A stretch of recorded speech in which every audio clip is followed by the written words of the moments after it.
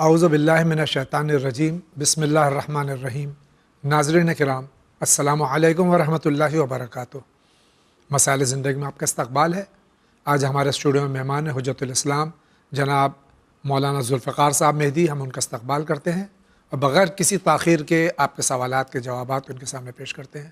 آغا السلام علیکم ورحمۃ اللہ وبرکاتہ۔ السلام ورحمۃ اللہ۔ انشاءاللہ مزاج بخیر آغا؟ جی الحمدللہ، آپ کیسے ہیں؟ الحمدللہ، اللہ کرم احسان ہے۔ اگر آپ کی اجازت آغا تو بسم اللہ۔ شروع کریں۔ آئیے دیکھتے ہیں سب سے پہلے سوال کہاں سے۔ السلام علیکم۔ میں بہت پریشانی میں ہوں، ہر کوئی مجھ سے جھگڑا کرتا ہے، ہر کوئی بھی ہو، میں کبھی یہاں سے غصہ نہیں کرتی ہوں۔ جب کوئی مجھے غصہ دلاتا ہے اور کسی سے ہر کوئی بات بولتا ہے، چاہے کوئی بھی ہو، پاپا ہو، بھائی ہو، بہن ہو، ماں کے بغیر کوئی بھی کچھ بولے تو مجھے پھر یہاں سے غصہ آتا ہے، میں بہت ایموشنل ہوتی ہوں، پھر مجھے رونا آتا ہے بہت۔ پلیز آپ کچھ ایسا بتائیں جس سے میرا غصہ بھی کم ہو جائے، اور ایسی دعا بتائے جس سے میں خوش ہو جاؤں، جس سے مجھے سکون ملے مجھے۔ بہن ہماری جو ہیں یہ خود فرما رہی ہیں کہ ان کو غصہ بہت آتا ہے، اس لیے لوگ ان سے جو ہے وہ کافی نرمی سے پیش نہیں آتے ہیں۔ اعوذ باللہ من الشیطان الرجیم، بسم اللہ الرحمن الرحیم، الحمدللہ الذی کفا وسلام علی عبادہ الذین اصطفیٰ محمد وآلہ الطاہرین لا سیما الامام المبین بقیۃ اللہ فی الارضین الحجۃ الثانی عشر الامام المہدی المنتظر صلوات اللہ وسلامہ علیہ۔ آپ جو کہہ رہے ہیں بجا فرماتے ہیں، جو بچے کمزور ہوتے ہیں ان کو غصہ آنا، جلدی ریئیکشن آنا فطری چیز ہے۔ ہر کوئی جو کمزور ہوگا وہ جلدی ریئیکٹ کرے گا۔ اس میں جہاں مسئلہ یہ ہوتا ہے کہ ماں باپ کو ایسے بچوں کو اس سچویشن سے باہر نکلنے کے لیے کام کرنے کی ضرورت ہے۔ ایسا نہیں ہے کہ مثلا خالی اپنے بچہ پیدا کر دیا اور بس کافی ہے، تربیت کی ذمہ داری تو ماں باپ پر ہوتی ہے۔ اب دوسری طرف جو ہے ان بچوں کو بھی جب وہ بڑے ہوتے ہیں تو انہیں کافی جو ہے سمجھ بوجھ سے کام کرنا چاہیے۔ مثلا ایک دیکھیے بہت واضح بات ہے، اگر سارے کے سارے لوگ آپ پہ غصہ کر رہے ہیں، ٹھیک ہے، سارے کے سارے لوگ آپ کو مثلا برا بھلا کہہ رہے ہیں اور آپ ان کو برا بھلا کہہ رہے ہیں، تو سوال یہ ہوگا کہ کچھ نہ کچھ تو ہے نا بھائی، جی، کوئی نہ کوئی چیز تو ایسی ہے، کچھ نہ کچھ کمی ہے، کچھ ہاں، جس کی بنا پر آپ کے بھائی بہن رشتہ دار مثلا خالہ خالو سب ریئیکٹ آپ کو کر رہے ہیں۔ تو بیٹا آپ کو سوچیں یہ سارے دشمن تو نہیں ہے آپ کو، ایسا تو نہیں ہے کہ سارے لوگوں کی دشمنی ہے آپ سے دشمنی نہیں ہے۔ یہ جب آپ طے کر لیں گی کہ ہماری دشمنی ہمارے ماں باپ بھائی بہن کو ہمارے دشمن نہیں ہے، ہمارے دوست ہے، تو اب جب ایک بار کوئی دوست کوئی بات کہتا ہے تو انسان ضرور دھیان لگا کر سنتا ہے کہ بھائی ہو سکتا ہے، کوئی بھی انسان غلطی سے خالی نہیں ہوتا، کوئی بھی نہیں ہوتا۔ ایسا نہیں ہو سکتا کہ آپ کہیں سوائے معصومین کہ ہم نے نہیں دیکھا ہے کسی، یا تالے چلو گنے چنے افراد جو وہ بھی معصومین کے وہاں ہم کہتے ہیں کہ بھئی وہ گناہ نہیں کرتے، مثل معصوم جو تھے، ہاں مثل معصوم تھے، لیکن بقیہ ہر ایک سے غلطی اور خطا کا امکان ہے، سہو نسیان کا امکان پایا جاتا ہے۔ اب ایسی صورت میں جب آپ سے غلطی کا امکان پایا جاتا ہے اور سارے گھر والے کہہ رہے ہیں کہ بیٹا آپ غلط کر رہے ہو، تو آپ کو ناراض نہیں ہونا چاہیے۔ آپ بڑے اس پرسکون انداز میں پوچھ لیجئے میری غلطی کیا ہے، میں سدھارنا چاہتی ہوں۔ یہ جو مسئلہ ہے آپ کو خود بخود ختم ہو جائے گا۔ لیکن ہوتا کیا ہے جب اس طرح کے بچے ہوتے ہیں تو بچہ سمجھتا ہے یہ سارے کے سارے ہمارے دشمن بن گئے۔ تو پہلی بات تو آپ اپنے دل سے نکال لیجئے کہ جو بات آپ کے بہن بھائی کہہ رہے ہیں اس کو ٹھنڈے دل سے سوچنے کی ضرورت۔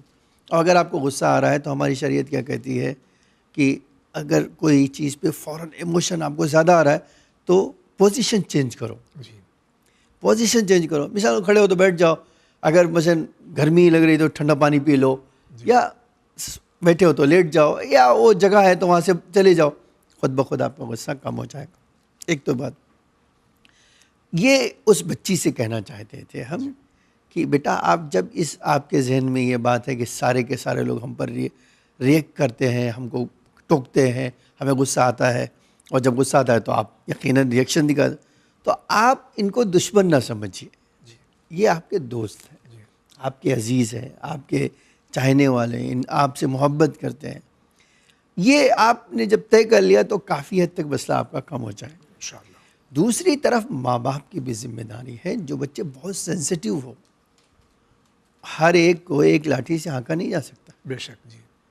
جو ہر بچہ ایک جیسا نہیں ہوتا ہے، تو ضروری ہے کہ ہر بچے کے ساتھ ٹریٹ بھی ایک جیسا نہیں تو نہ ہر ایک کی طبیعت الگ ہوتی ہے. ہاں طبیعت الگ ہوتی ہے. کوئی نرم مزاج کا ہوتا ہے، کوئی سخت مزاج کا ہوتا ہے، کسی کو طاقت زیادہ ہوتی ہے، کسی کو کم ہوتی ہے، کوئی حساس ہوتا ہے، کوئی اتنا حساس نہیں ہوتا ہے. تو ماں باپ اور جو بچے ہیں، بہن بھائی ہیں، ان کو بھی یہ بات سمجھنا چاہیے کہ بھائی ہے، ہمارے بہن ہے، یا جو بھی بیٹی ہے رشتہ دار ہماری، ہیں، ہاں جی وہ حساس ہے، جی بہت سینسیٹیو ہے. تو ہم ہر ایک سے جو بات کرتے ہیں اس سے بات نہیں کر سکتے، جی اس سے ہمیں دھیان دینا ہوگا. جی. تو وہ بھی دھیان دیں، آپ بھی دھیان دیں، تو یہ مسئلہ خود بخود حل ہو جائے گا. بہت بہت شکریہ آغا. اگلے سوال کی طرف بڑھتے ہیں. میں مظفر نگر سے حیدر رضا بات کر رہا ہوں. سب سے پہلے علی جناب مولانا اور علی جاوید صاحب کی خدمت میں بہت بہت سلام عرض ہے. سوال کرنا چاہتا تھا وہ یہ تھا کہ حضرت ام سلمہ کے گھر بتایا انہوں نے، جو حضرت ام سلمہ کے گھر تھے اور وہیں رسول تشریف لائے. جبکہ جو پہلے حدیث کتاب پڑھی جاتی ہے اور اب آج بھی پڑھی جا رہی ہے، اس میں یہ ہے کہ رسول خدا جناب شہزادی کے گھر گئے اور وہاں جا کے انہوں نے اس چادر کا سوال کیا اور وہ چادر لائی اور اس کے نیچے سارے پنجے تشریف لے آئے. دوسرا سوال میرا حدیث قصہ کے بارے میں ہے کہ ہم بچپن سے سنتے آئے ہیں کہ حدیث قصہ میں چادر یمانی کا تذکرہ ہے. جو یمن کا بادشاہ لے کے آیا تھا، رسول خدمت اور رسول نہیں تھے، تو مولا کائنات کو دے گیا تھا. لیکن کل یا پرسوں میں رنگ سے ہی کسی عالم کی تقریر سن رہا تھا، تو انہوں نے بتایا کہ یہ چادر خیبری تھی. خیبر کی چادر کا تو کوئی تذکرہ نہیں سنا تھا آج تک کبھی. ہو سکتا ہے کوئی نئی بات ہو یا کوئی میرے ذہن میں نہ سنا ہو، تو اس لیے یہ بات ہو. دوسری چیز انہوں نے یہ بیان کی کہ رسول خدا نے خود اللہ سے دعا کی کہ پروردگار میرے اہل بیت سے رزق کو دور فرما، جبکہ آیت کا یہ ہے کہ ہم نے ارادہ کر لیا ہے کہ اب تم سے دور رکھے رزق کو. اور ہمارے بھائی کے دو سوال ہیں. ایک تو یہ کہ روایتوں میں کہ حدیث قصہ کا واقعہ ام المومنین جناب ام سلمہ کہ یہاں رونما ہوا، اور دوسرے جو ہم عام طور سے پڑھتے ہیں حدیث قصہ، اس میں حضرت جابر بن عبداللہ انصاری سے روایت ہے کہ جناب زہرا سلام اللہ علیہ کے گھر میں یہ واقعہ پیش آیا. اسی کے ساتھ میں دوسرا سوال منسلک میں ایک ساتھی میں کر دوں کہ جو چادر یمانی سرکار ختم مرتبہ صلی اللہ علیہ وآلہ وسلم نے مانگی تھی، اس چادر کی حقیقت کیا ہے؟ دیکھیے یہ جو ہے، یہ جو آپ پہلے ہی جو کہہ رہے ہیں، جب ہم یہ روایت حدیث قصہ کا جملہ پڑھتے ہیں کہ جابر ابن عبداللہ الانصاری جی قال قالت جی فاطمہ سلام اللہ علیہ دخل ابی رسول اللہ صلی اللہ علیہ وسلم فی بعض الايام وقال انی اجد لبدنی.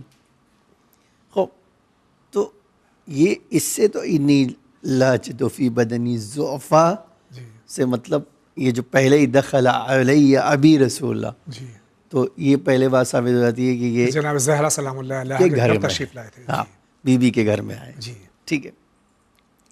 دوسری بات یہ کہ چادر جو ہے پیغمبر نے چادر مانگی. جی ٹھیک ہے. چادر جو ہے یمانی مشہور ہے، جی.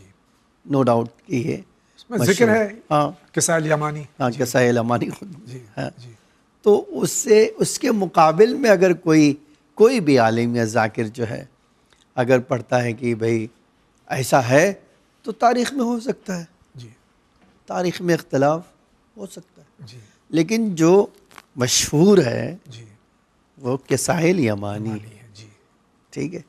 تو آپ کسی چیز کو اتنی جلدی سن کے گھبرانے کی ضرورت نہیں نہیں ہے. جی یہ تو خود ذکر ہوا ہے جی بے شک. جی قصائل یمانی. جی ٹھیک ہے. تو بس آپ جو ہے وہ قصہ یمانی مانتے رہیے. جی دوسرے ایک طریقے جم بھی ہو سکتا ہے. جی.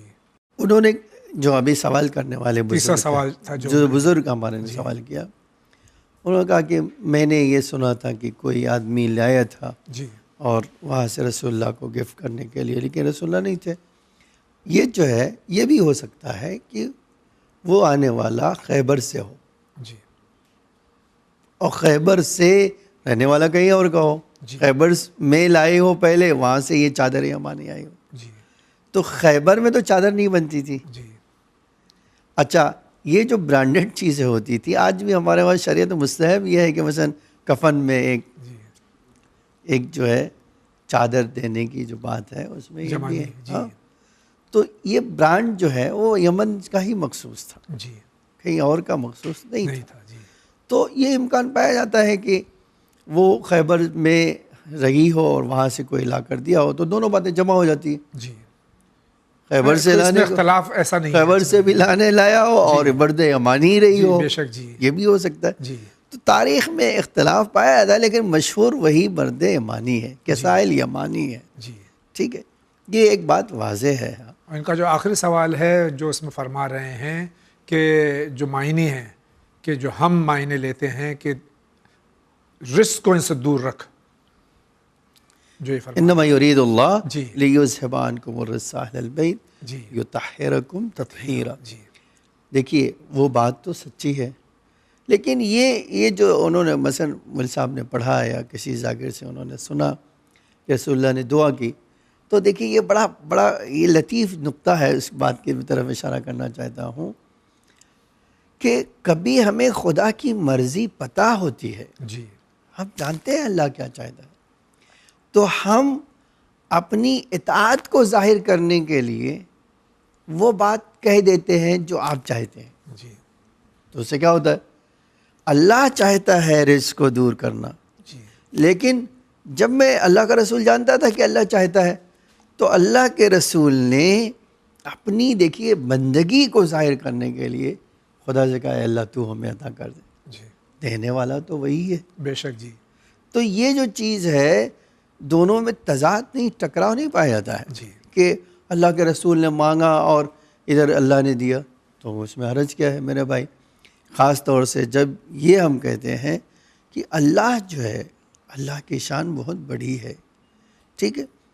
بالکل اسی طرح سے جیسے آپ دیکھیے یہ جناب ابراہیم کے بارے میں پڑھتے ہیں ہم کہ جب انہیں آگ میں ڈالے جانے لگا تو جبریل نے سوال کیا، جبریل نے سوال کیا، اور اس سے میں آگے گیا، چپکلی جی پھونک مار رہی ہے جی اور میڈک پانی ڈال رہا ہے۔ جی کسی نے پوچھا میڈک سے، تیرے اس ایک بوند سے تو کیا کچھ ہونے آگے والا نمرود، نہیں، ہاں پانی بجھ جائے تو گی، بجھنے والی نہیں۔ اس نے کہا میں جانتا ہوں یہ نہیں پانی بجھے گی، لیکن میں یہ تو ثابت کر سکتا ہوں کہ میں نبی کے ساتھ ہوں، جی بے شک، جی کہ میں نبی کی حفاظت چاہتا ہوں۔ جی دوسری، میں اب اللہ کے سامنے میں اللہ کا مطیع بندہ ہوں جی جو آگ کو گلزار بنانا چاہیے۔ سیم اسی طرح کی بات ہم کہیں گے، جی اللہ رزق دور کرنے والا ہے، جی نو ڈاؤٹ، لیکن جب اللہ کے رسول کو پتہ ہے تو وہ سوال کر رہا ہے، تو اس سے تو رسول اللہ کی بندگی پتہ چلتی ہے۔ اور یہ تو چاہتے ہی نہیں جب تک کہ وہ چاہے ہاں، وہ نہیں چاہتے، وَمَا تَشَاءُونَ بالکل۔ إِلَّا أَن يَشَاءَ اللَّهُ، تو اس میں کوئی تضاد تضاد نہیں ہے، جی یہ جو بات ہے وہ بالکل صحیح ہے، اور اللہ کے رسول نے اگر طلب بھی کیا ہوگا جی تو اللہ کا رسول تو مشیت معبود کو بے جانتا ہے۔ شک، جی بہت بہت شکریہ۔ اگلا سوال، ارے میں آسام سے بول رہی ہوں، سلطانہ خاتون، مجھے یہی جانکاری دینا تھا کہ اور سے آفس چل رہا ہے، بس یہ اسی کی جانکاری جاننا تھا، ایسا کوئی دعا بتائیں کہ جو ناجائز تعلق ہے اس میں سمن ٹوٹ جائے، میری طرف آ جائے، یہی بولنا تھا۔ یہ خواہر فرما رہی کہ ان کے شوہر کا معاذ اللہ کہیں اور افیئر ہے، تو یہ دعا چاہتی ہیں کہ یہ وہاں سے چھوڑ کے ان کی طرف پھر رجوع کریں۔ دیکھیے ہمارے وہاں ایک سمپل قانون بتایا گیا ہے، اگر نماز شب پڑھیں ہو جی آپ اور دعا کریں، جی جیسا کہ رسول اللہ سے صلی اللہ علیہ وسلم سے اسی طرح کی شکایت کی گئی، تو رسول اللہ نے فرمایا جاؤ نماز شب پڑھو جی اور دعا کرو، جی اللہ تمہارے شوہر کے دل کو تبدیل کر دے گا۔ انشاءاللہ، جی تو انشاءاللہ آپ نماز شب پڑھیں اور دعا کریں خدا سے، خدا دلوں کو موڑنے والا ہے۔ بے شک، جی اور دوسری بات یہ ہے کہ آپ حدودوں کا ذکر زیادہ پڑھیں، جی الحدود زیادہ پڑھیں، جی انشاءاللہ یہ مسئلہ حل ہو جائے۔ بہت بہت شکریہ. اگلا سوال. میرا نام ہے میں حیدرآباد سے بات کرتی ہوں. میرا سوال یہ ہے کہ میں نیا فون لینا چاہتی ہوں تو کیا اس کا خود نکالنا ضروری ہے یا نہیں؟ ان کا جواب دیجیے. شکریہ. یہ ہماری بہن جو ہیں فرما رہی ہیں کہ ایک جن کے سوال سے ظاہر ہو رہا ہے کہ ایک موبائل ان کے پاس ہے, ایک اور نیا موبائل لینا چاہتی ہیں, تو کیا اس پہ بھی خمس ہے؟ دیکھیے اگر فون ضرورت کا ہے اور آپ خمس نکالتی ہیں ریگولر جی. اور آپ کی ڈیٹ نہیں آئی ہے تو آپ کو خمس موبائل لینے کے لیے کوئی خمس دینے کی ضرورت نہیں ہے. جی. سال بھر جب پورا ہو جائے گا جو ڈیٹ آئے گی اس وقت آپ نے یوز کر لیا, بات ختم ہو گئی. ٹھیک ہے, لیکن اگر آپ کا فون ضرورت کا نہیں ہے, فالتو ہے, جی. تو آپ کو دینا پڑے گا, وہ کبھی بھی چیز لیجیے. اگلا سوال. السلام علیکم. میرا نام صوفیہ ہے, میں بیلگاؤں سے بول رہی ہوں. میرا کوشچن یہ ہے, مجھے اللہ کا خوف آنے کے لیے کیا کرنا چاہیے؟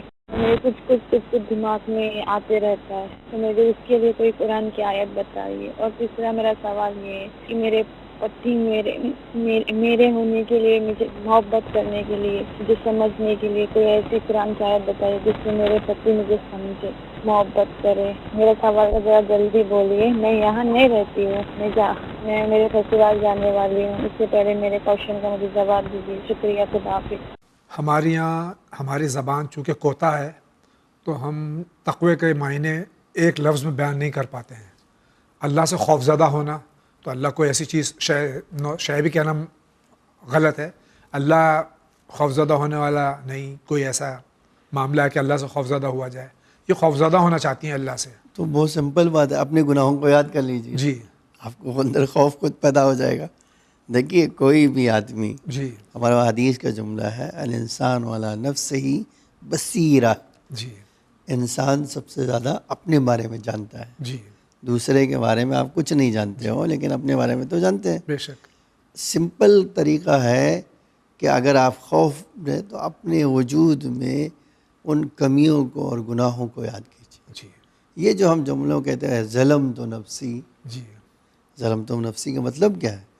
ہم نے کہ اے خدا اپنے نفس پر ظلم جو کیا. تو نے ہم سے چاہا تھا وہ نہیں کیا, ہم نے وہ کیا ہے جو تیری مرضی کے خلاف. جی. یعنی اللہ سے خوف زدہ نہ ہو, اپنے گناہوں سے خوف نفس زدہ سے, ہو, ہاں اپنے نفس سے خوف زدہ ہو. جی. یقیناً جی. یہ خداوند عالم تھوڑی کسی کو ظالم و جابر ہے معاذ اللہ. جی. وہ تو اللہ کی عادل ہے, جی. آپ جیسا کرو گے ویسا ہی. ٹھیک ہے. جی. دوسری بات, اگر آپ پڑھنا ہے سورہ قیامت پڑھو, جی. آپ کو پتہ چل جائے گا سورہ قیامت میں کیا ہے. بے شک. جی. تو آپ کو خود ہی خوف محسوس ہوگا کہ بھئی کیا کرنا چاہیے. بے شک. دوسرا سوال جو ہے, یہ تیسرا ایپیسوڈ ہے, مسلسل یہ سوال آ رہا ہے کہ شوہر کو کس طرح سے قابو میں کریں. ابھی بتا دیا. جی. ابھی جس اس کے پہلے والے سوال میں جی. پہلی بات تو یہ کہنا ہی غلط ہے کہ شوہر کو قابو میں کرنا. جی. شریعت کہتی ہے تم خود شوہر کی اطاعت کرو, جی. نہ کہ شوہر کو قابو میں کرو. جی. دیکھیے اگر آپ کہنا یہ چاہتے ہیں کہ شوہر ہمارے حقوق ادا نہیں کرتا, جی. تو آپ یقین جان لیے کہ دنیا میں اس سے بڑی سزا کسی کو نہیں ملنے والی ہے, اور آخرت میں جی. کہ اگر وہ شوہر آپ کا حق ادا نہیں کر رہا ہے, ایک ایک روپیہ آپ کا اس کے اوپر قرض کی طرح پہ چڑھ رہا ہے, جی. اور اس کے لیے بھیانک سزا اس کو بھگتنا پڑے گی. اس کو واقع جب آپ یہ روایت کا جملہ پڑھتے ہیں, ایک روپیہ بیوی کا یا ایک حق آپ نے نہیں ادا کیا, قیامت آئے گی تو 500 اعمال جو اللہ قبول کیے ہوگا, جی. 1 روپے کے بدلے تمہارے نامہ عمل میں ٹرانسفر کر دے گا. اللہ اکبر. یہ بہت بڑا, جب ایک ایک روپے ایک ایک نیکی کے لیے انسان ترس رہا ہوگا, جی. آپ کو مفت میں مل جائے گا. جی. 1 روپے کے بدلے, 1 درہم کے بدلے 500 اعمال. جی. کتنے بڑی جو ہے. ٹھیک ہے آپ کی زندگی میں تلخی لا رہا ہے وہ آپ کے حقوق ادا نہیں کر کے, لیکن اس سے زیادہ کڑواہٹ کا اس کو سامنا کرنا ہوگا. ٹھیک ہے. تو یہ کہنا شاید ٹھیک نہیں کہ ہم شوہر کو قابو میں کرنا چاہتے ہیں. اگر آپ کے حقوق ادا نہیں کر رہا ہے تو یقیناً وہ مجرم ہے. ٹھیک ہے. مجرم کو سدھارا جاتا ہے, جی. قابو میں نہیں کیا جاتا. اور اگر آپ اپنی محبت اس کے دل میں پیدا کرنا چاہتی ہیں تو دیکھیے بہت سمپل طریقہ ہے. آپ اپنے اندر اچھائیاں پیدا کر لیجئے، نیکیاں پیدا کر لیجئے، کمالات پیدا کر لیجئے. دنیا میں ہر انسان جو صاحب کمال ہوتا ہے اللہ اس کی محبت ڈال ہی دیتا ہے. بہت بہت شکریہ. اگلے سوال کی طرف بڑھتے ہیں. میرا نام نثار حسین ہے، میں حیدرآباد سے بول رہا ہوں. میرا سوال یہ ہے قبلہ کہ کچھ قرآن کا کچھ سوروں کا مطالعہ کرتے ہوئے یہ معلوم ہو رہا ہے کہ کچھ نبیوں نے اللہ کے پاس صالحین کا درجے کی دعا کی ہے. جیسے سورہ یوسف کے اندر جناب یوسف علیہ السلام نے بھی صالحین کا درجے کی خواہش کی ہے. اسی طرح جناب سلمان نے صالحین کا درجے کی خواہش کی ہے. اسی طرح سورہ صافات کے اندر جناب ابراہیم علیہ السلام نے، جبکہ اسی سورہ کے اندر اللہ نے انہیں مومن ہونے کی سنت دے دیے، اس کے باوجود بھی انہوں نے صالحین کا درجے کی دعا کی ہے. ایسا معلوم ہوتا ہے کہ مومن اور صالحین کی صفت کچھ الگ الگ معلوم ہوتی. تو یہ دونوں کے کیا صفت اور دونوں کے مطلب میں کیا فرق ہے، اس کا درجہ بلند ہے؟ میرا سوال یہاں پورا ہوتا ہے. خدا حافظ. پہلے تو بھائی آپ کی خدمت میں عرض کر دوں کہ جناب سلمان نے جناب سلیمان علیہ السلام نبی کا نام ہے، اور یہ جو فرما رہے ہیں کہ انبیاء علیہ السلام نے صالح ہونے کی دعا فرمائی ہے، تو کیا مومن کے درجے سے اونچا درجہ ہے صالح کا؟ دیکھیے یہ بات بالکل صحیح ہے کہ ایمان اور صالحین کے درجات میں فرق آتا ہے. مثلا مثال کے طور پہ جب ہم جناب عباس کے سلام کرتے ہیں السلام علیکہ، یہ عبد الصالح، امام کاظم کے بارے میں بھی ہے جی، یہ ایگزیکٹلی یہی جملہ. جی ہمارے وہاں جو کہا جاتا ہے کہ عبد صالح جی کہا جاتا ہے اس کو جو اپنا ارادہ خدا کے ارادے کو میں لے لے. جی یعنی یہ میں مطیع محض بن جاؤں، وہ ارادہ کروں جو خدا ارادہ کر. ٹھیک ہے، یعنی میرا خود کا کوئی ارادہ نہ ہو، جو کچھ ہے وہ اللہ ہے. اللہ کا ارادہ. جی یہ بہت بڑا رتبہ ہے. جی بے شک. جی ایمان شہادتین ثلاثہ کا نام ہے. جی ولایت، توحید، رسالت اور ولایت کا نام ہے ایمان. جی ٹھیک ہے. جی اگرچہ ہم کہتے ہیں کہ بھئی عقیدہ ہمارا 5 ہے، لیکن ایمان جو ہے مکمل ہوتا ہے شہادت ولایت کے اوپر. بے شک. جی ٹھیک ہے. بے شک. اب جب ولایت کی آپ نے گواہی دے دی تو آپ مومن بن گئے. جی لیکن صالحین بننے کے لیے ایمان کے بعد بہت سارے درجات آپ کو طے کرنا پڑے گا. جی ایک نہیں، بہت سارے درجات درجات. ہیں. جی بے شک. جی آج ہم جب یہ کہتے ہیں کہ باب الحوائج بن گئے تو بہت بڑا کمال تھا یقیناً. کہ آقا نے اپنے وجود کو امام کے وجود میں مٹا دیا. جی یہ بہت بڑی بات تھی کہ کربلا میں آقا نے اپنے ارادے کو امام حسین کے ارادے میں ضم کر دیا. نہ صرف کربلا میں بلکہ پیدائش سے لے کے شہادت تک مطیع امام تھے. بالکل. جی لیکن کربلا مظہر ہے. کمالات. بے شک. جی تو یہ صالحین کا درجہ بہت بڑا ہے. بے شک. جی اور یقیناً آپ کو اور مجھے بھی تمنا کرنا چاہیے کہ اللہ مجھے وہ رتبہ عطا کر دے. فرمائے. جی اگر آج ہم کہیں بھی ایمان کے درجے پہ نہیں ہیں تو ایمان صالحین تو بہت بہت شکریہ. اگلا سوال.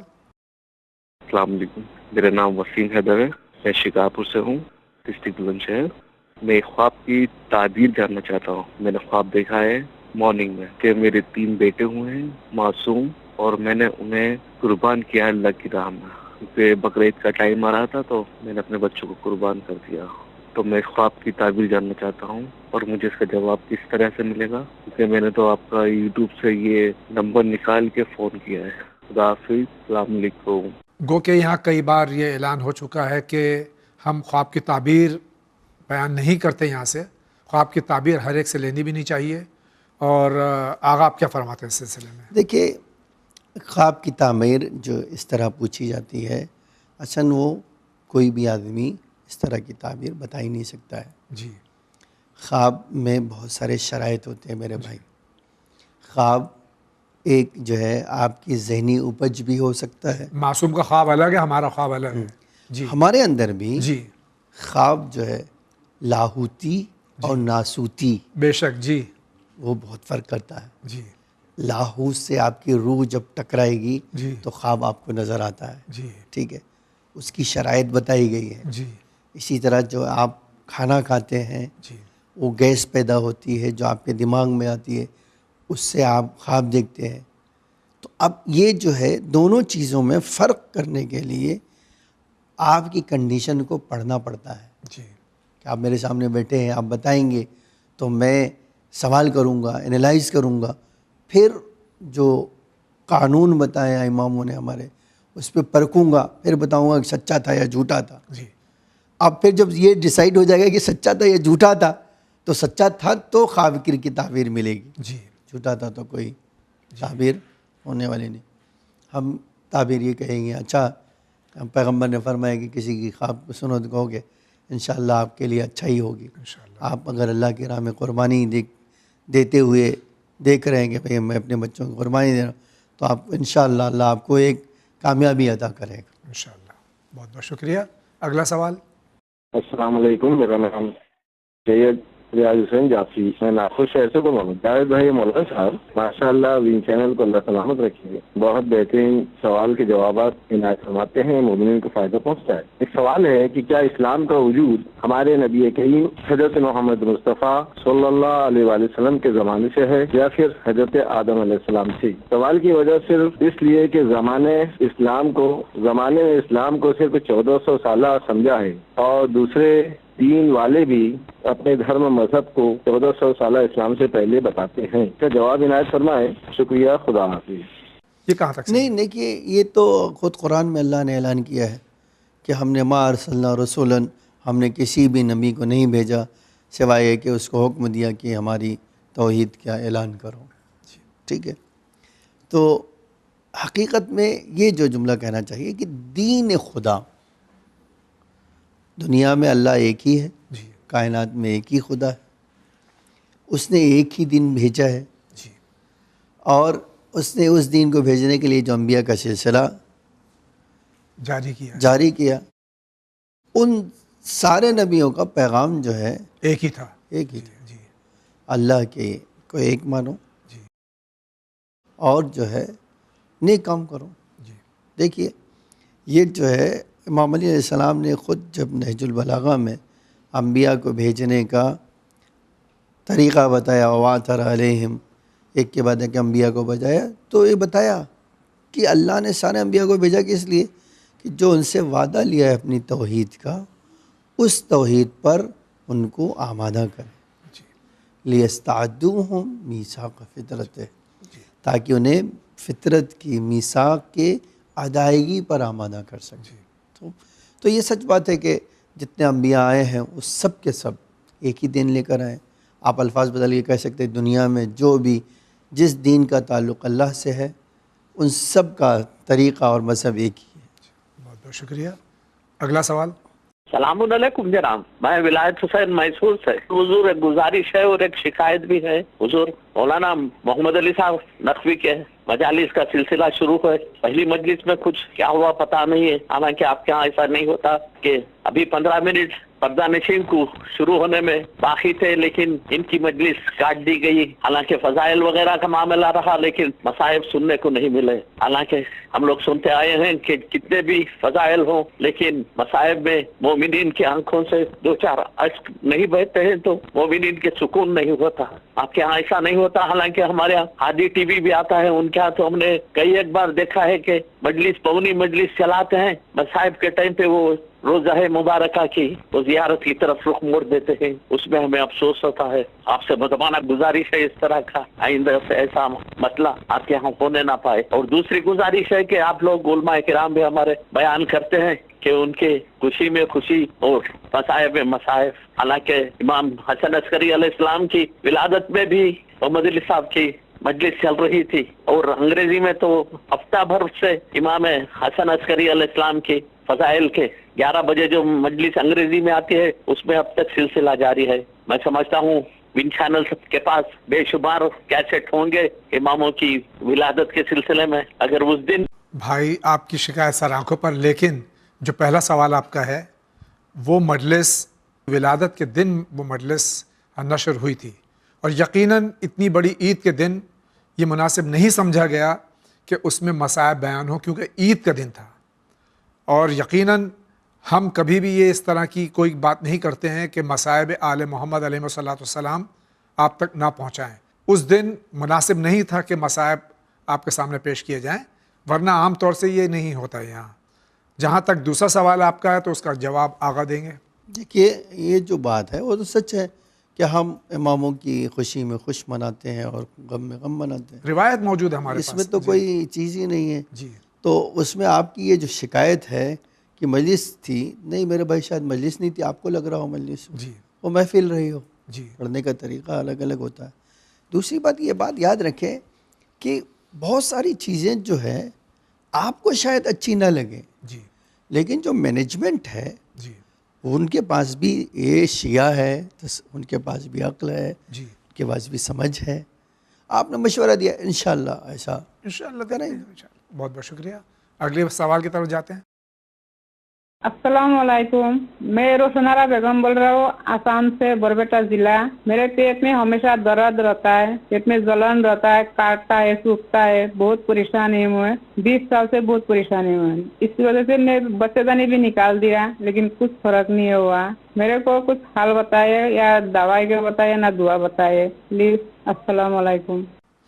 پہلے تو ہم آپ کے حق میں دعا کرتے ہیں کہ اللہ تعالیٰ آپ کو شفا عطا فرمائے محمد اور آل محمد علیہ السلام کے صدقے میں۔ دوسری بات یہ ہے کہ یقیناً آپ علاج تو کرا رہی ہوں گی ڈاکٹر سے، اور سیکنڈ آپ اوپینین لیجئے ڈاکٹر سے، اور یہ ایسا کوئی مرض نہیں کہ جو دور نہ ہو سکے۔ ایسیڈیٹی ہو سکتی ہے، دوسرا کوئی مرض ہو سکتا ہے جس کا علاج یقیناً اچھے ڈاکٹرز کے پاس موجود ہے۔ اور جہاں تک دعا کا تعلق ہے، میں آغا سے درخواست کروں۔ دیکھیں یہ جو یہ پیٹ کی دعا ہے، جی آپ ہمارے وہاں کہا گیا کوئی بھی مرض ہو آپ سورہ حمد پڑھیں، جی تھوڑا کوانٹٹی 70 بار، جی اور دعا کریں۔ جی ہمارا ایک اور طریقہ ہوتا ہے پیٹ کے لیے خاص طور سے کہ دشمنان اہل بیت سے جو برات کر کے جی آپ پانی بے دم کر کے پی لیجیے۔ بہت بہت شکریہ۔ اگلا سوال۔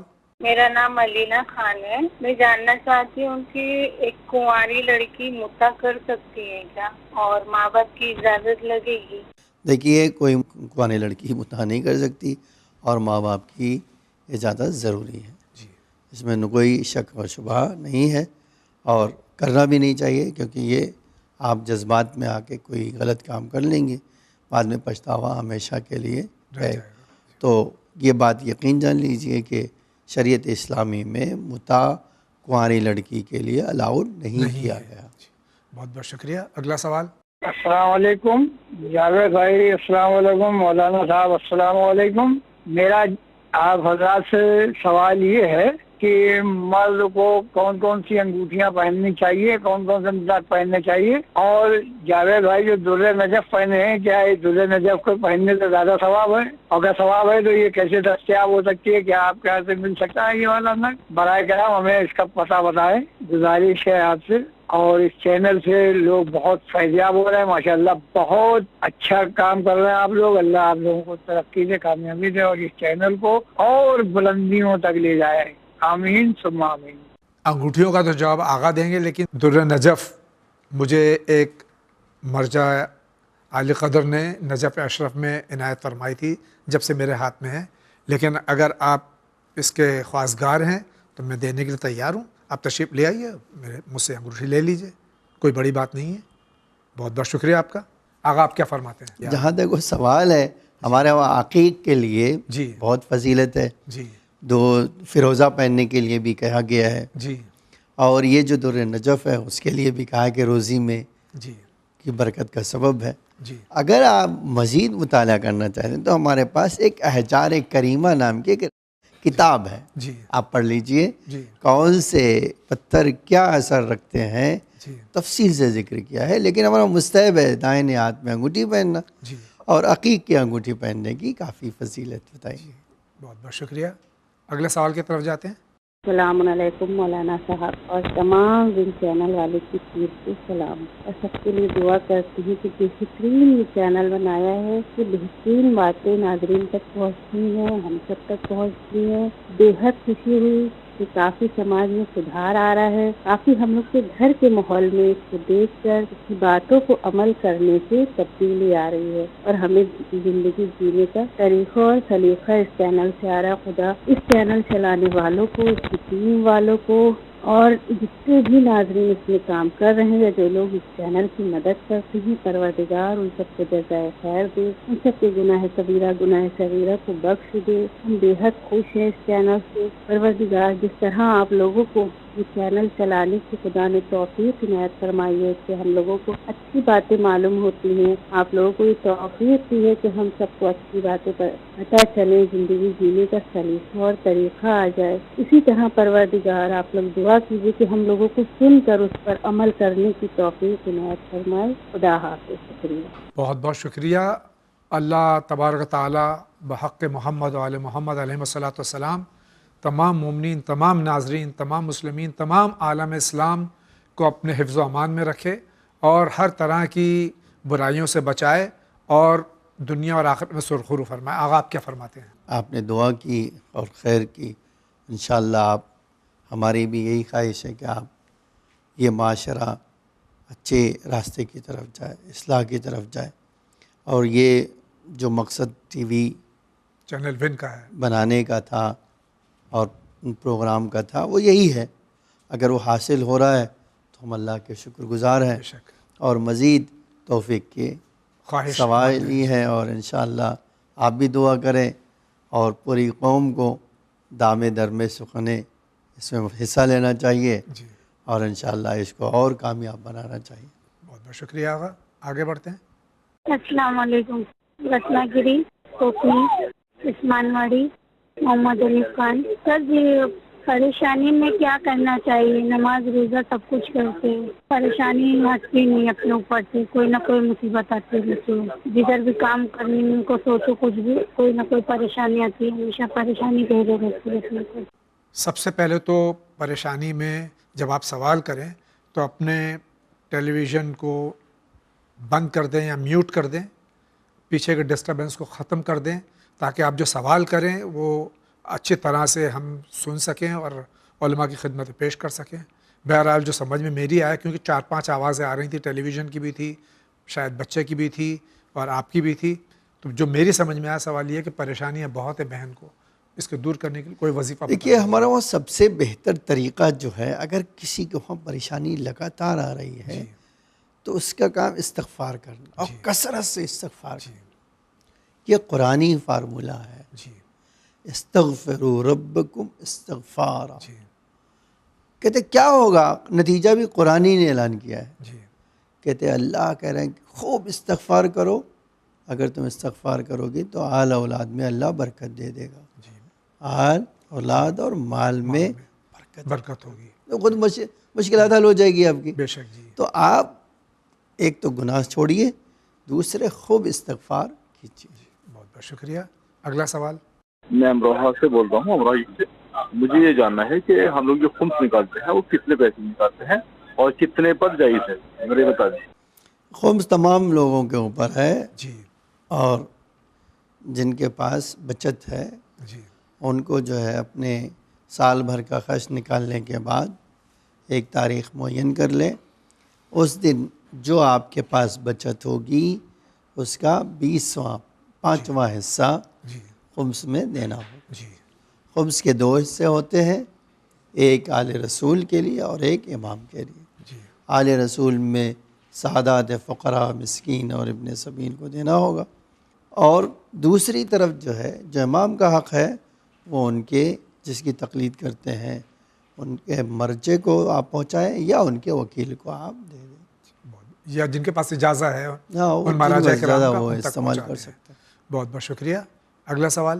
السلام علیکم، میرا نام وسیم احمد ہے، میں بنگلور سے بات کر رہا ہوں۔ میرا سوال ہے، میں نے ابھی لڑکی سے شادی کیا کہ اب شاید شادی سے پوری طرح سے ایکسس نہیں کر پائے اور بعد میں ان کا انتقال ہو گیا، تو مجھے لگتا ہے اور دونوں کو لگتا ہے کہ شاید وہ ناخوش تھے ہمارے شادی سے، شاید ان کو لگتا ہے کہ وہ خوش نہیں تھے، تو ہمیں ہمیشہ یہ فیل ہوتا رہتا ہے کہ ہم لوگ گریٹ ہیں، ہم لوگوں نے بہت بڑی غلطی کی ہے، کیا آپشن میرے پاس رکھتا ہے یا پھر کیا کروں، کیا کر سکتے ہیں؟ یہ ماں باپ راضی نہیں تھے, انہوں نے شادی کر لی اور اس کے بعد میں اب ان میں سے ایک کا انتقال ہو گیا اور ان کو ایسا لگتا ہے کہ وہ خوش نہیں تھے. اب انہیں کیا کرنا چاہیے کہ مرحوم کو خوش کر سکیں؟ دیکھیے ہمارے وہاں ایک مکمل سسٹم ہے ایصال ثواب کا. جی. اگر آپ کے ماں باپ اس دنیا میں نہیں ہیں اور آپ کو لگتا ہے کہ آپ سے وہ ناراض ہیں تو آپ ان کے لیے اچھا کام کر دیجیے, کار خیر کر دیجیے. جتنا کار خیر کریں گے اتنا ہی وہ آپ سے راضی ہوں گے. جو ان کے واجبات اگر خدا نخواستہ ہیں, مثلا نماز روزہ اگر ان کی قضا باقی تو وہ کروا دیجیے. جی.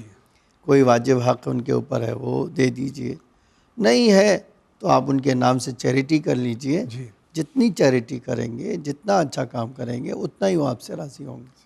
بہت بہت شکریہ. اگلے سائل کی طرف بڑھتے ہیں. السلام علیکم, میں بنگلور سے بات کر رہی ہوں, علی پور سے.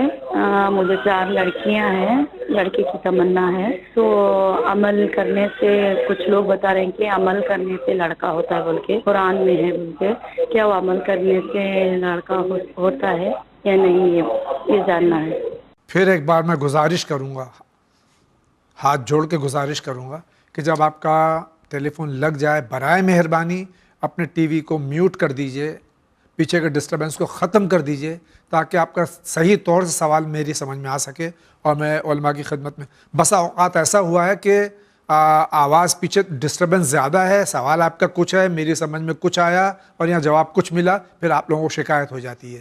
بہرحال آپ کا سوال جو میری سمجھ میں آئی یہ ہے کہ 4 بیٹیاں ہیں, اولاد نرینہ کی خواہش ہے. دیکھیے ہمارے وہاں تو باقاعدہ کہا گیا ہے کہ آپ ایک تو یہ دعا پڑھیے, ربی لا تذرنی فردن وانت خیر الوارثین. سورہ مریم میں جناب زکریا کی دعا وہ بھی کافی مؤثر ہے.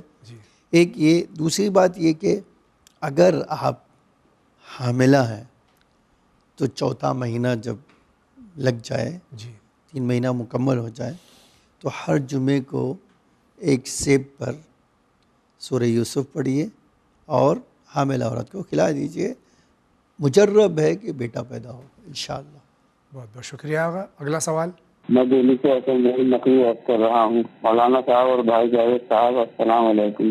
آج میرا آپ کی خدمت عالی میں یہ سوال ہے کہ اگر کسی شخص نے کسی شخص سے کچھ رقم قرض لی مگر کچھ عرصے بعد معلوم ہوا کہ جس شخص سے قرض رقم لی تھی اس کا تو انتقال ہو گیا, مگر افسوس سے اس شخص کا کوئی پتہ نہیں چل پا رہا کہ وہ کس مقام کا رہنے والا تھا. آخر اس صورت میں اس قرضے کو ادا کیسے کیا جائے, اپنے اوپر سے قرضے کا بوجھ کیسے اتارا جائے؟ میرے سوال کا جواب دینے کی زحمت فرمائیں. خدا حافظ. طالب دعا حسن رحیم نقوی, اوکھلا, نئی دہلی. کسی سے ہم نے قرض لیا اور اس کا انتقال ہو جائے اور اس کے ورثاء کا بھی پتہ نہ ہو تو قرض کس طرح ادا کیا جائے؟ ہمارے وہاں شریعت کہتی ہے کہ اس کی طرف سے صدقہ دے دیجیے. ایک طریقہ یہ اگر آپ دینا چاہتے ہیں تو آپ صدقہ دے دیجیے, اس کی طرف سے صدقہ کر دیجیے, وہ قرض ادا ہو جائے گا. لیکن اگر وارث ہے تو صدقہ آپ نہیں دے سکتے, تو وارث کو آپ کو دینا. اگر صدقہ دے بھی دیا پھر پتہ چلے وارث ہے تو آپ کو پھر دینا پڑے گا. بہت بہت شکریہ. اگلا سوال. میں مظفر نگر یو پی سے حیدرآباد بات کر رہا ہوں. سب سے پہلے علی جاوید بھائی اور مولانا صاحب کی خدمت میں بہت بہت سلام عرض ہے. اس کے بعد میرا سوال یہ ہے کہ میں 2 لفظوں کا تلفظ صحیح نہیں کر پاتا, ایک زواد ایک زوئے, ان میں فرق کرنا بڑا مشکل ہو رہا ہے, لہٰذا مہربانی کر کے بتائیں کہ کس طرح سے ان کا تلفظ ہو. دوسرے میرا سوال یہ ہے کہ انسان توبہ کرتا ہے پروردگار کی بارگاہ میں, کیا اس کے بعد بھی کسی سزا کی گنجائش رہتی ہے یا انسان اسی یاد میں معاف کر دیا جائے گا؟ بتائیں, بہت مہربانی ہوگی. والسلام. ہماری زبان عربی نہیں ہے, مختلف زبانیں ہم بولتے ہیں. جو لفظ ضاد ہے یا روئے ہے اس کا تلفظ بہت سے لوگ بہت کوشش کرتے ہیں لیکن صحیح تلفظ نہیں ہو پاتا ہے. کیا کرنا چاہیے؟ دیکھیے یہ تو پریکٹس کے علاوہ کوئی راستہ نہیں ہے. جی. سوائے پریکٹس کے جہاں تک ممکن ہو پریکٹس کیجیے. آپ کو پریکٹس کرنا ہے. جی. اور آپ یہ اس کا طریقہ یہ ہے کہ آپ محلے کے عالم کے پاس جائیے, ان کے سامنے بیٹھیے, جی, بار بار ان کو پڑھ کے سنائیے, جی, وہ آپ کی غلطیاں نکالیں, آپ اس کو سدھاریے. یہ طریقہ ہے. جی, ٹھیک ہے. ایک تھیوری سننے سے تو آپ کو کبھی بھی آنے والا نہیں ہے. جی.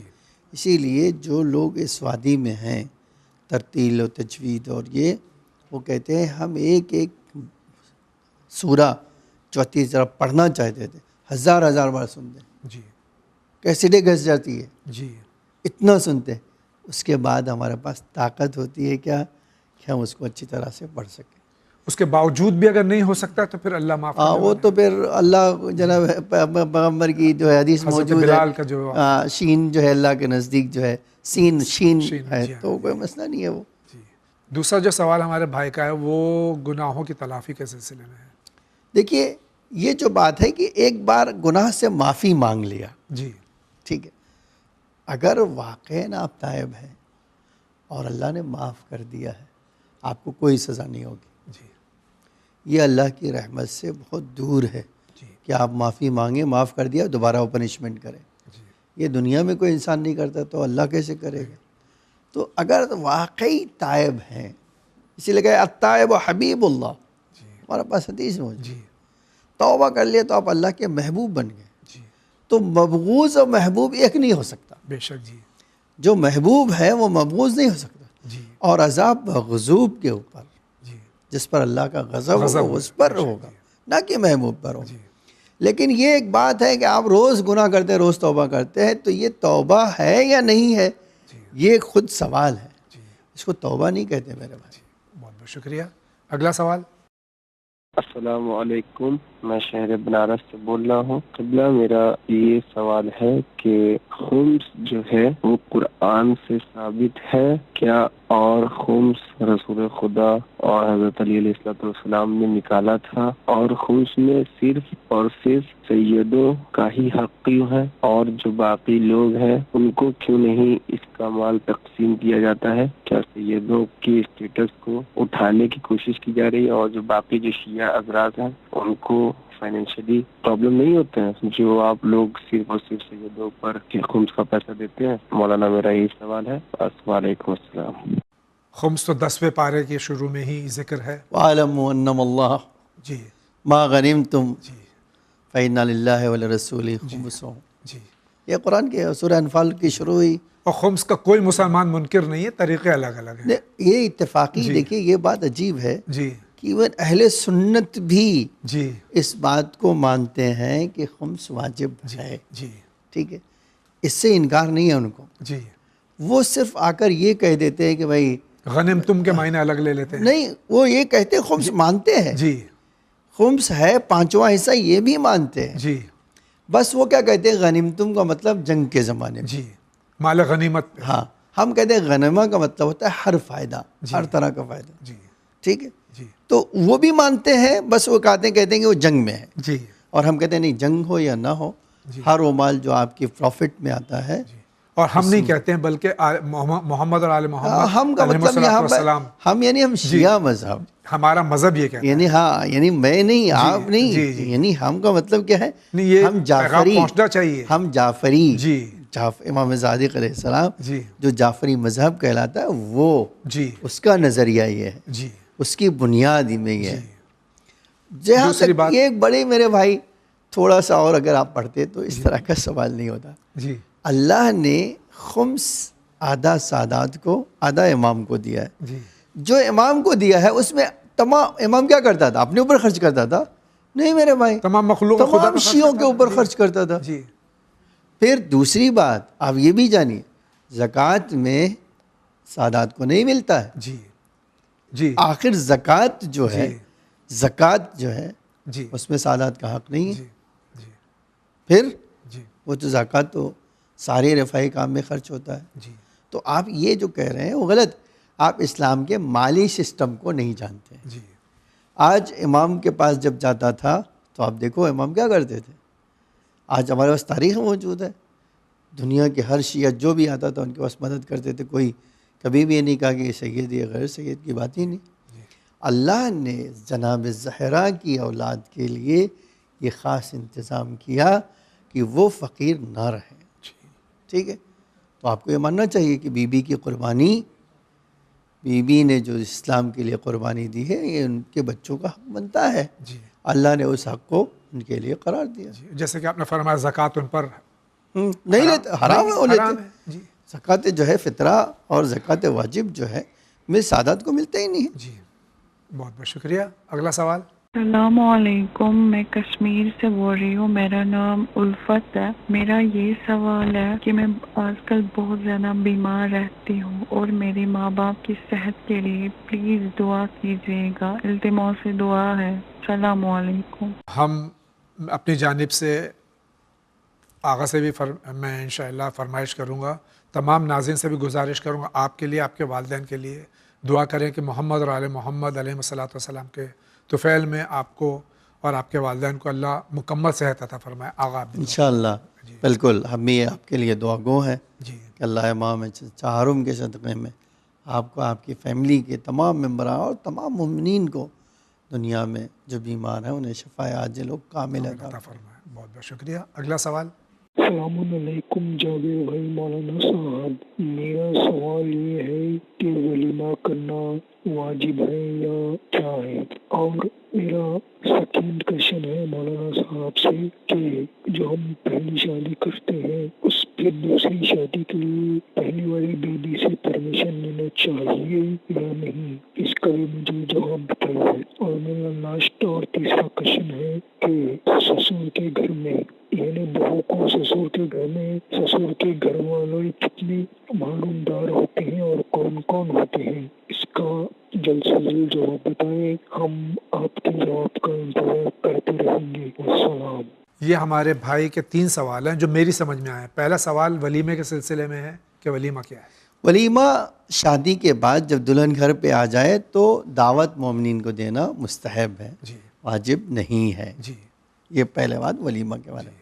ایک دن ولیمہ کرنا سنت مؤکد ہے، دوسرے اور تیسرے دن ہے، تیسرے دن کرنا تو مکروہ ہے، حسن و ناپسند ہے۔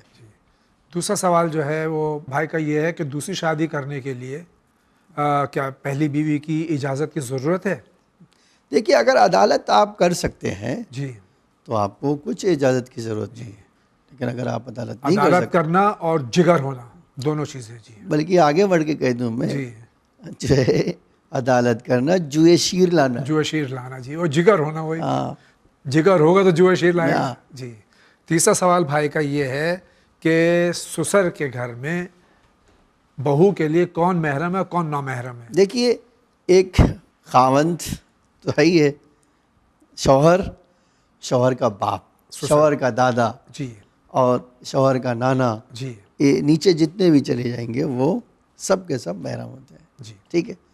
بقیہ لوگوں میں جی کوئی محرم نہیں آتا ہے، جیٹ، دیور، نندوئی، یہ سب کے سب نامحرم، کوئی ایک بھی محرم نہیں ہوتا، ٹھیک ہے۔ بہت بہت شکریہ۔ آگے بڑھتے ہیں۔ میں اذہان حسین، ایڈوکیٹ، فیض آباد، جاوید بھائی، مولانا صاحب السلام علیکم۔ میں یہ جاننا چاہتا ہوں مولا علی مسجد عیسیٰ کی قبر کی نشاندہی ظاہری طور پر کب اور کس دور میں ہوئی؟ خدا حافظ، السلام علیکم۔ یہ مشہور و معروف واقعہ ہے جو کہ آپ حضرات علماء کرام سے بھی سنا، کتابوں بھی ہے، کہ سرکار امیر المومنین علیہ الصلوۃ والسلام جو کہ پورا شعب دور میں شہید کیے گئے اور بادشاہ وقت جو تھا، حاکم تھا، وہ ظالم ترین تھا، تو اس کے خوف کی وجہ سے قبر کو مخفی رکھا گیا۔ تو یہ قبر کب نمایاں ہوئی؟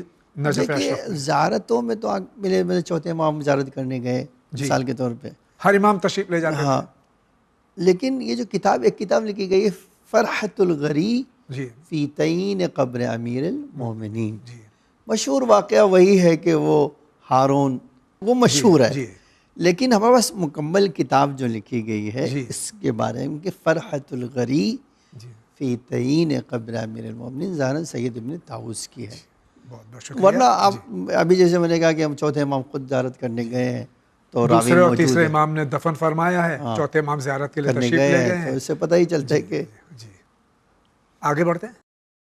السلام علیکم، میں لالا سپارہ سے بول رہی ہوں کہ مجھے یہ پوچھنا تھا، نماز شب جب پڑھتے ہیں تو اس کے اندر جو مرحومین اور 40 مومنوں کے جو زندہ، ان کے مطلب نام لینا ضروری ہے؟ کیونکہ میں نام نہیں لیتے، تمام مرحومین اور تمام مومن مومنات کے لیے دعا کرتی ہوں، مگر نام نہیں مجھے مطلب سمجھ میں نہیں آتا ہے نام جلدی سے 40 لوگوں کا بنا دیکھ کر پڑھے تو مجھے نہیں آتا ہے، تو میں کیا ایسے پڑھ سکتی ہوں؟ میں ویسے ہی پڑھتی ہوں، مطلب اس لیے میں پوچھی کہ پڑھ سکتے تو قبول ہوگی نا؟ مطلب तो प्लीज इसका सवाल का जवाब दे दीजिएगा प्लीज। और मैंने कई बार टेक्स्ट मैसेज भेजी हूँ मगर एक का भी सवाल का जवाब नहीं मिला है, तो प्लीज प्लीज प्लीज जवाब दे दीजिएगा मुझे, जिससे करना। खुदा हाफिज़। जो सवाल मुझ तक पहुँचाते हैं कैमरे के पीछे बैठे हुए हैं, मैं उनसे अभी जिक्र करूँगा कि मुझ तक आपका सवाल क्यों नहीं पहुँचा, शिकायत मैं ज़रूर करूँगा उनसे। और जहाँ तक के सलातुल लैल नमाज शब में एक रकत जो वित्र है उसमें जो आगा देखिए नमाज शब में आपके लिए कहा गया है कि कम से कम 40 आदमी का नाम जी नहीं याद आता, जितना याद आता है उतना ले लीजिए, कोई जरूरी नहीं कि सबके सब तो जितना याद आता है ले लीजिए, बकिया कह दिए तमाम मुमनिनात के लिए, वो आपके कबूल है। अल्लाह की ज़ात बहुत बेशक रहमत वाली, बेशक बेशक। आपकी कमज़ोरी को मेरी कमज़ोरी को अल्लाह से बेहतर कौन जानता है। बेशक जी। तो आप ये कह रहे हैं मुझे याद नहीं रहता, तो अल्लाह तो बेशक कबूल करने वाला है। बेशक, बहुत बहुत शुक्रिया। अगले साल का सवाल क्या है देखते हैं।